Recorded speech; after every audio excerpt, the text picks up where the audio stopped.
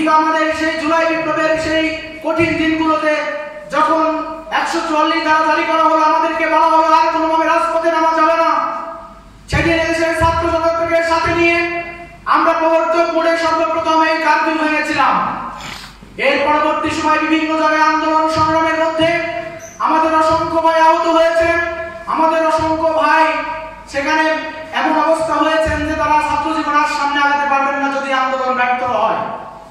আমাদের চট্টগ্রাম মহানগর দক্ষিণের সাথী, আমাদের চট্টগ্রামের জুলাই বিপ্লবের অন্যতম শহীদ ফয়সাল আহমেদ শান্ত ভাই আমাদের মুরাদপুরের সেই 18 জুলাই শহীদ হয়েছিলেন।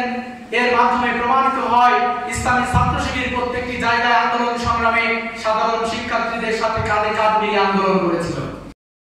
যথার্থভাবে পালন করে যাবেন এই আশা ব্যক্ত করে আমার সংক্ষিপ্ত বক্তব্য এখানে শেষ করছি। আসসালামু আলাইকুম। ইয়া আইয়ুহাল্লাযীনা আমানু তাকুল্লাহ, হে ঈমানদাররা তোমরা আল্লাহকে ভয় করো।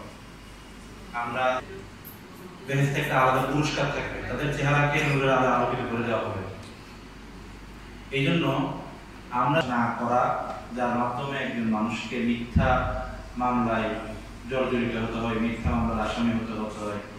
একটা দল সময় শুধুমাত্র সংবাদ মাধ্যমে হতে আমরা দেখেছি। এই জন্য আজকের বিশেষ করে আমি তো প্রথমেই বলেছি আপনারা রাজা, আপনারা ডোনাল্ড ট্রাম্প থেকেও ভাইদেরকে কথা বলার জন্য বলেছি। ভাইদের হয়তো নির্দিষ্ট সীমাবদ্ধ থাকার কারণে ভাইরা হয়তো কথা বলছেন না। তারপরে আমরা আশা করব ভাইয়ারা আমাদেরকে ডাকবেন আমাদের সভাপতি ভাই আমল নেওয়ার জন্য এবং সেই অনুপাতে চলার জন্য ইনশাআল্লাহ।